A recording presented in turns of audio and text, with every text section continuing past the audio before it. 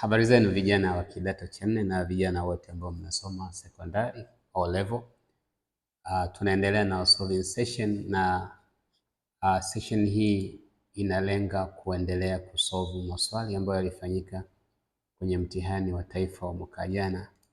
Kumbuka kwamba mwaka jana form 4 walifanya mtihani, moja katika mitihani ambao wamefanya ni mtihani wa hesabu, na mtihani huo matokeo yake yashatoka, ambapo 26% tu ya wanafunzi ambao wamefaulu mtihani huu.